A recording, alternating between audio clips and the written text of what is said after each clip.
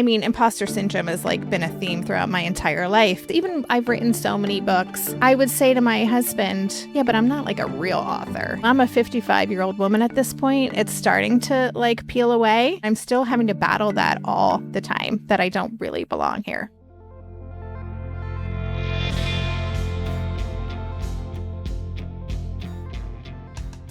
Hi, everyone, and welcome back to ADHD Aha, the show where people share the moment when it finally clicked that they have ADHD. ADHD Aha moments take many of us by surprise, and that can be especially true when you spent a good chunk of your life hacking your ADHD without even knowing it. That was the story with our guest today, Debbie Reber. Debbie is a parenting activist, author of the book Differently Wired, and founder of Tilt Parenting, an amazing resource for families raising neurodivergent kids.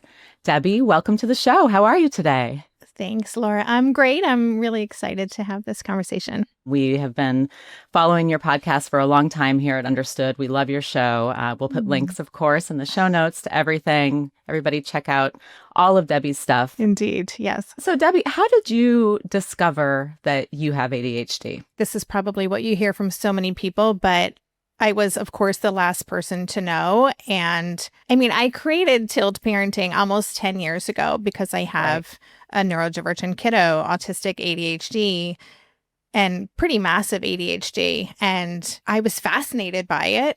I never once assumed that I had it because I'm so organized. And what I now know is I've hacked my executive functions to death. But literally, it was a couple of years ago, and I must have been talking with my therapist and something about my childhood, and I can't meditate and I can't stop. And she's always telling me, stop moving. And I'm like, but that's how I do everything. And I can't stop. It's so uncomfortable. And I'm interviewing people with ADHD all the time.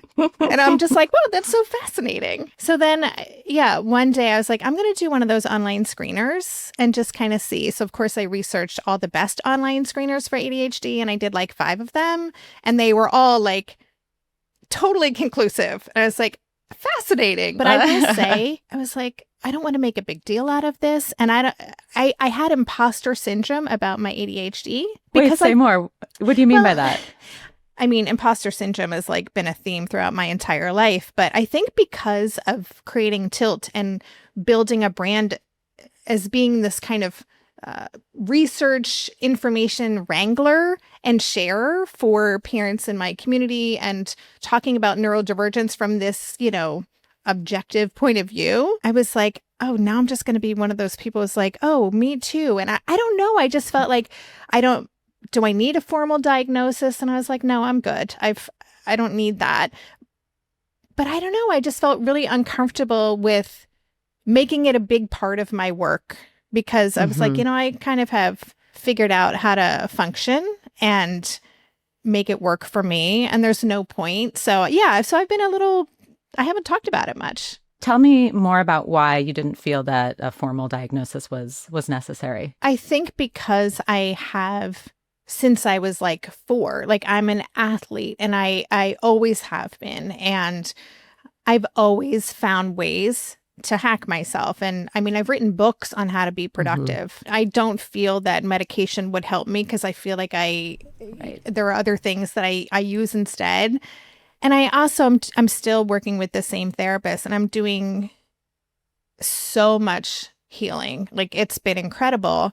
But that to me is what matters. It just, I don't need anybody to legitimize it. I feel like, I just was like, what is that really going to get me? I don't need formal support. If I can keep, we're talking about excavating my little undiagnosed kiddo and healing her, that's really all that matters to me. Yeah, that makes a lot of sense. The imposter syndrome, does it come from not knowing sooner that you had ADHD? Again, it has been a theme always throughout my life, that I just that idea that people thought one thing of me, but if they didn't know how hard I was working behind the scenes, or they didn't know that I felt like they're making a huge mistake here. I do not belong in this gifted class, or I don't belong in this, or I don't fit into this group and in this space, right? I have some visibility in the parenting space supporting other parents. And I still am like,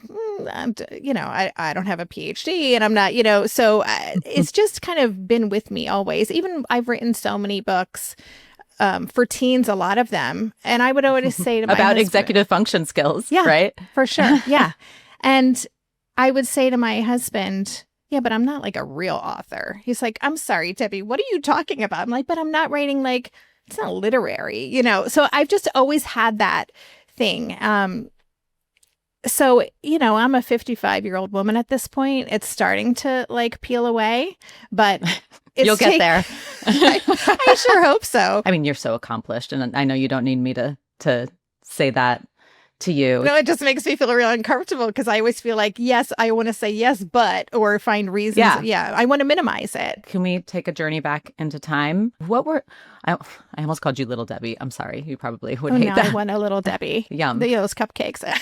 What was Debbie like as a kid? It's so funny because this is literally I've been doing this internal family systems work with my therapist, which has been fascinating. Just last week, I pulled out a picture of me on the first day of kindergarten. I was 4 and I was just so cute in a messy way, like a scruffy, tomboyish, messy way. My homework was to look at that girl and remember her experience. And what I remember and feel so strongly was that I wanted to do everything. My neighbor went to gymnastics. I'm going to do gymnastics. And I love to dance. And I wanted to do, I just wanted to do everything. And I had a lot of energy. Motor mouth was one of my nicknames. I was loud, apparently, because something that was said to me a lot by my dad was, Debbie, we're all in the same county. And I'd be like, oh, I didn't even know I was talking loudly. But I was that kid who would come to the dinner table and be like, I'm going to save the giant panda bear from extinction. I had big dreams. They changed frequently. In my family, I was just my sister did tell me that I was adopted and didn't even belong. So that was a message well, you're not really a part of this family. And that's how I felt. I felt confused because my excitement and big ideas were met with humor, but humoring me oh, okay, let's get this one in writing. Let's see what Debbie's going to want to be for a career next week. There was a lot of that. I was just this kind of weird kid that everyone kind of made fun of, maybe with love, but I just remember feeling confused. But these are really good ideas. Why are you crushing my dreams, Yeah. And it sounds like you were really smart too, to be so intelligent and to have all these big ideas, but the way that they come across, people don't take them seriously. That's got to be such a frustrating existence. Yeah. It always felt like I was waiting for someone to just acknowledge what I brought to the table or the ideas that I had or to support them, to be excited about them, to join me in that. And I didn't have that for probably until middle school. And I met, my best friend from my school years, Vicky, and she was, had really big ideas and was kind of an unconventional thinker. And that was the first time I felt oh, somebody else has big dreams here too. And that was really helpful for me. How did you do in school? Middle school and high school, I was a solid C student. I don't know, my GPA in high school might have been a 1.8 or something. Okay. I got into university, I think, because of my running. I was in track and field. So thank goodness for that. Good for you. Which events did you do? I was a hurdler. Ooh. I was so obsessed with the hurdles. Debbie, I mean, a love of hurdles. There's a heavy-handed metaphor I could use here. But I won't. I never thought of that. I got in trouble a lot, but also I was voted class clown in my senior poll. Class clown, best excuse maker, and most sarcastic. I love that. So, I do, but it's such an ADHD thing too. I was so proud of it though. But I was that person, but I also was liked. And I did the class announcements. I was involved in everything. That's how I got through school. I hated the academic stuff, but the social stuff and all the things I could do. And also it kept me away from home, which I found very boring and uninteresting. So I kind of did all the things I could do at school, and I was so ready to leave. You hacked your life for good chunk of your life. At some point, you must have hit a wall, right? That where maybe obviously you didn't know at that time that you had ADHD, or it didn't cross your mind, but moments that were really hard and really hard to hack. Can you think of any of those moments? Maybe it was, after high school or jobs or something like that, and share that with us? I struggled in university, like the first couple of years, because I was very social and I thought it was just one big social experiment. And I just didn't really get it. And I was young. I started college at 17 and I was super immature and I had no skills because I got by without really having to do anything in high school. Something that shifted for me was when I had an internship at NBC News the summer after my junior year. I think I got like a little taste of, oh, this is what I want to do. This is what really matters here. I want to have a job and I want to be Holly Hunter in broadcast news and be producing, right? Yeah. Yes. And I think I realized, wow, I really kind of screwed myself because now I wanted something and I had this like terrible GPA in university. Maybe I made some choices that were not going to make what I wanted not attainable. So when I came back to school, I was kind of a different person. I became more serious and I started to try to be a good student. Like, what does that look like? What is it actually like to read the books? And I'm such a slow reader. It's really hard for me. Slow because you get distracted, or? I don't know what this is, if it's a thing, but like I have to read so slowly and sometimes reread a sentence once or twice till I can understand the meaning of it. So common. Yeah. For people if with you're ADHD. reading like philosophy or some kind of heavy like media ethics text. I took that class. Like, yeah. It's brutal. Brutal. I had to teach myself how to learn, how to prep for something, which was super time. But I started realizing like, oh, okay, I can actually do well. Like I started getting really good grades so that's not me crashing, but that was me realizing I could kind of up level here. I think the struggle for me always until I, became kind of my own boss was I was always trying to do everything, right? So I would have a job that I maybe really loved, but I also had like 3 side projects. And so I couldn't understand like, who are these people who go to work and then come home and watch like Friends and Seinfeld and then like just chill and go to sleep. Like it was frustrating to me. And I kept thinking if I get the right job, then I'll be satisfied and I won't have to have like 3 other projects going on at the same time. And then I can have more balance, which I thought was what I needed. That was just a continual frustration for so many years, was feeling like I'll never be satisfied. And it was exhausting and I couldn't not do those things. So I just didn't know what was wrong with me.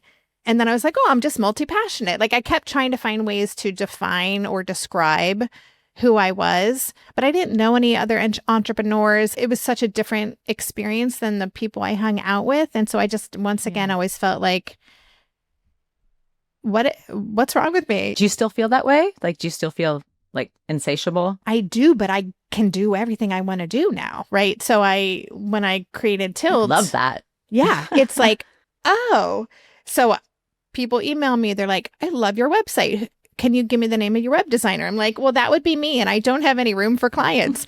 Or, like I get to do everything I want to do. And so it really satisfies all of that. It's too much. Like I'm still not in balance. I keep thinking I'll get there someday. I mean, I thought when my kid went off to university, I was like, my life would be spacious. Yeah. And now I'll have all the time. And it's even worse. You just filled it right up. But I still believe, like I still like envision, and my husband is helping me now with Till, which is great. And maybe that's created more work for me because now we can do more together. But I thought you meant something else. I keep like my toward vision is that I'm going to reach this point where I have this like schedule. And on Mondays I do this. And on Tuesdays I do that. And then I can watch Love is Blind in the evenings on the couch and know that it's all taken care of. But Could be one of those people who watches Friends and Seinfeld at night after they're done with work. Wouldn't that be nice? At the same time, right now, I wouldn't have it any other way. Like, I think I would get bored. Maybe that's just never going to happen, and that's okay. Yes, but I think about what is next because I'm at that age. Like, all of my same age friends are like talking about like, what is next for you after Tilt, or like, are you going to retire in 5 years? And I was like, well, yeah. So I will scale back, but I really want to open a bagel shop, but I also want to open like a center for women to like meet and hang out and like have creative workshops. Yeah. But then I'm also interested in like pursuing, like maybe going back to writing fiction. Like, I don't know. So I see all that stuff in the distance and I want all of that too. So yeah. I and my comment wasn't about like, you're never going to find the balance. I think it was more like maybe the balance is in knowing that there will never be a balance. Yeah. Right. And I say that as if I have that. I say that as if I'm at peace with that. I'm not. It's top of mind for me because it's something that I struggle with too. I think the greatest peace I ever felt in my life was when I decided, no, I'm going to stop pretending like I'm going to write a book one day. Oh, yeah, I could feel the relief just giving yourself permission to let that go. My balance or my peace is just lowering the bar for myself, which I think can get misconstrued. It's not like we want people with ADHD. We don't want to set low expectations for people with ADHD and for kids with ADHD, but I think it's about gentleness and being like, you're doing a lot already. Yes, and that it's not a failing if you don't write a book. And I mean, I always felt like I would go back and get a PhD someday. It just would keep coming up. And finally, it was about a year ago that I let that go. And it was so freeing. I want to hear about the process of writing about and coaching people on hacking your life, executive function skills, all of that, without knowing that you had ADHD. I want all the tips. I also want to know what was going on with Debbie during that process. A lot of the books that we're talking about, I wrote for teens and young women. And when I was maybe 27, I got a job working for Nickelodeon. I worked on the show Blue's Clues, the original. Oh my gosh. Yeah. Love.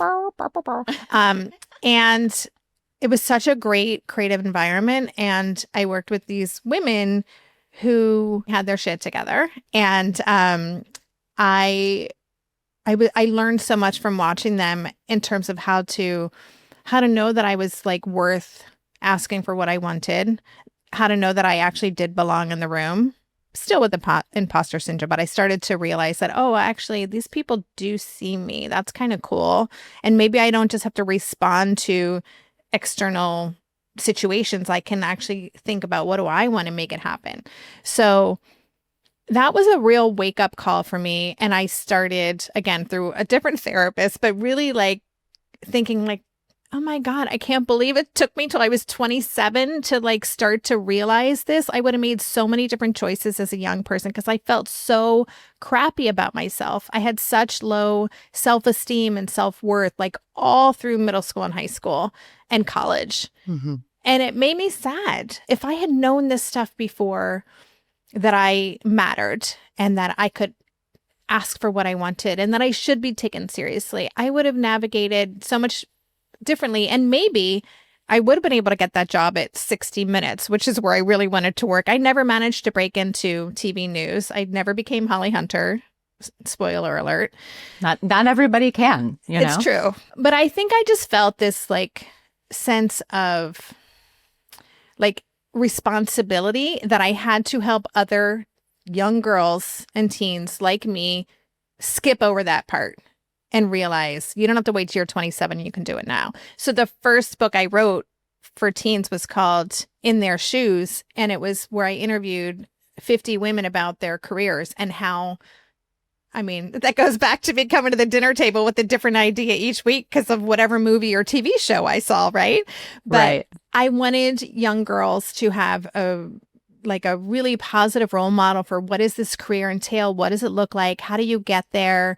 all of those things. And then the third book that I really was the book is called Doable, A Girl's Guide to Accomplishing Just About Anything. That is where I really had to break down all the things that I knew about how to get stuff done. Figuring out, what do you need to get things done? Are you someone who likes rewards? Are you someone who likes to procrastinate and do things at the last minute? Like really identifying your, I guess it's called your cognitive style, but how you do things so that you can basically trick yourself into doing the things. I had read a book called Switch by Chip and Dan Heath, and the subtitle is How to Change Things When Change is Hard. That book really influenced me a lot, and I incorporated some ideas like shaping the path, which I used to do with my now 21-year-old, but when they were a little one, we have something to do in the morning. Let's lay out your clothes on the floor so that as soon as you get out of bed, they're right there. You've shaped the path for what you want to do, right? And you leave a trail of like candy bars, right? Yeah. Totally. Like whatever you need to do. So you're basically, and I do this still to this day, if I know I want to run later in the day, I will put on my running clothes first thing. I'll just do things to kind of prepare and send my brain the message that this will be happening. Yeah. One of my chapters is about how to basically reverse engineer anything that you want to do. So you start with the end goal and then you keep going backwards to what the very first step is, and then break each of those steps down into like 10 micro steps so that you're literally just inching forward on it every single day. So those are a couple of the ideas, but so prolific, Debbie. Yeah. I mean, you did so much. The one that's sticking out to me the most, just because of my own personal experience, is I think this was from what you said, your Girl's Guide to Being Able to Do It Just About Anything. The tricking yourself. Yeah. That's such an undiagnosed ADHD thing to do. I had no idea. That was my own hack, not even realizing I was hacking through college. What did that look like? Oh, this paper's due on Monday.